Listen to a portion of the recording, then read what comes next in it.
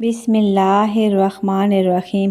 متروں، 4 سالہ سراج احمد کوئی انمول ہیرا تھا۔ اس کی سنبھال اور تربیت، پرورش، یہ سب نایاب کو بہت ناممکن لگتا۔ چند دن نزا کے پاس اسے رکھا گیا، مگر وہ بالکل زندہ لاش تھا، نہ بولتا نہ کھاتا پیتا۔ سمیر نے لے جانے کو کہا کہ نزا کے لیے ٹینشن نہ بنے۔ 4 ماہ نایاب سنبھالتے کہ مکیش جی کی ہارٹ اٹیک سے وفات ہو گئی۔ سراج کے لیے سانحہ تھا، اسے فوراً بے ہوش کر کے سیل میں ڈال دیا گیا۔ نایاب سیل سے نکالنے نہ دیتے کہ اسے وہ کیسے پالیں گے۔ رادھے شیام نے برین واشنگ کی اور منشی جی کے مشورے سے اسے پرائمری اسکول میں ڈالا گیا۔ نایاب اسکول کا ماحول دیکھتے تو ہول کھا جاتے اور اٹھا کے گھر لے آتے کہ میں اسے نہیں پڑھاتا۔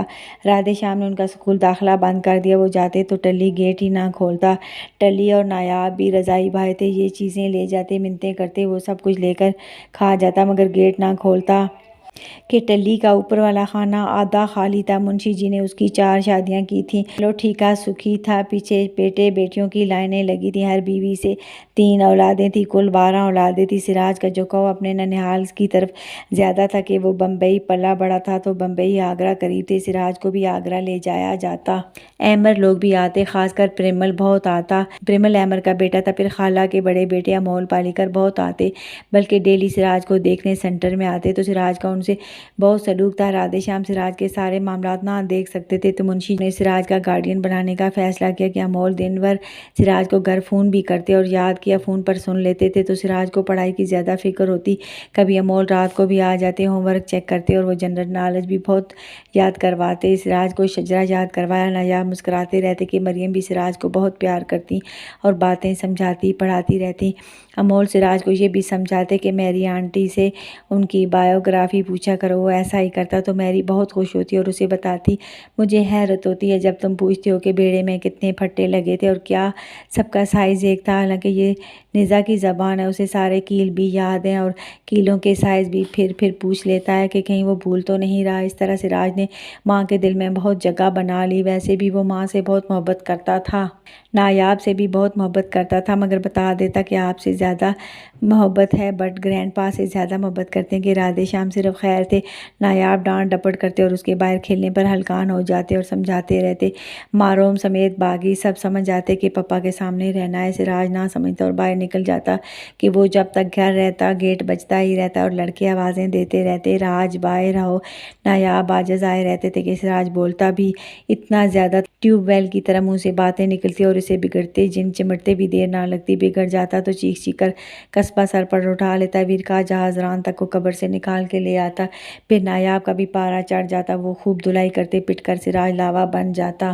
وہ باتیں منہ سے نکالتا کہ نایاب ہول کے رہ جاتے۔ میری بھی اس کی باتوں پر بہت دفعہ ششدر ہو جاتی کہ جب سراج کہتا مما جب ایک بوتل دودھ کارن ایوان کے ڈیسک پر روتی تھی تب نارائن خاندان کے سورما کہاں تھے اور ہری سنگھ کے کنڈلوں کو تاکنے کا سما تھا، یہ نہیں دیکھا چھت سے بلی آئی اور مما کے ہاتھ سے دودھ کی بوتل چھین کر لے گئی، نپل پھاڑ کر دودھ پی گئی اور گھر میں دودھ نہیں تھا اور نہ نیا نپل خریدنے کے پیسے۔ کب ہنومان گڑھ تار بھیج کر بتایا کہ نپل بلی نے پھاڑ دیا۔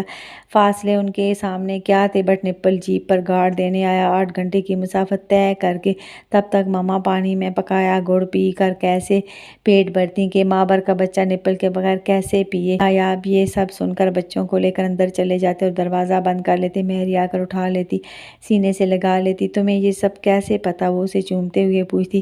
مما بابا ایسے ہی تو نہیں کہتے کہ وہ جنت کے دروازے پر کھڑے ہو کر انتظار کریں گے، میجر جتن اور سرپنچ جی کدھر ہیں، وہ پہلے گزریں گے تب میں گزروں گا۔ مہری گھبرا کر سراج کو سینے میں چھپا لیتی، نزا کو بتاتی نہیں۔ نزا تسلی دیتا کہ روحیں پرانی پیداوار ہیں اور یہ پوتر آتما تو تمہارے سے بھی بہت پہلے کی ہے۔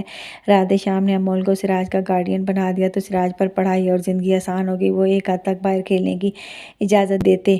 نایاب باہر نکلنا سرے سے نہ مانتے تو امول سمجھاتے کہ جب سب کو گرینڈ پا نے گھر بٹھا لیا نا، اب اسے معاشرے کا حصہ بننے دے۔ امول کے سامنے نایاب بھی نہ بولتے تھے۔ میری کا بچوں کی تربیت میں کوئی ہاتھ نہ تھا، وہ صرف جیب تھی۔ نایاب بھی اس کے سامنے کان تھے۔ میری بچوں کو اپنی بائیوگرافی سناتی رہتی تھی تو بچے ماں سے انتہا درجے کی محبت کرتے تھے اور اس کے پاس بیٹھتے اسے چومتے رہتے تھے، اس کی چیزوں کو بھی چومتے رہتے تھے، کچن میں چھری کانٹوں کو بھی چوم کر کہتے یہ مما کی کراکری ہے۔ میری کو ان کی پڑھائی یا سرگرمیوں سے کوئی کوئی دلچسپی نہ تھی۔ قصبے میں صرف ایک ہی پرائمری اسکول تھا، لڑکوں کا راج تھا۔ قصبے کے باہر ایک لڑکیوں کے پرائمری اسکول میں پڑھنے جاتی تھی، اس کی بس لگی ہوئی تھی اور بھی لڑکیاں وہاں جاتی۔ سراج کا اسکول بھی دور تھا تو ان کی بھی بس لگی تھی۔ سکھی اور انال ہائی اسکول میں چلے گئے تھے، قصبے سے باہر جاتے تھے۔ نایاب کو بیٹے کی بہت فکر تھی تو اسکول کو مڈل کرا لیا اور ساتھ عمارت بنوا دی۔ تو متروں، چھٹی جماعت میں صرف ایک لڑکا آیا، قیوم شاہ۔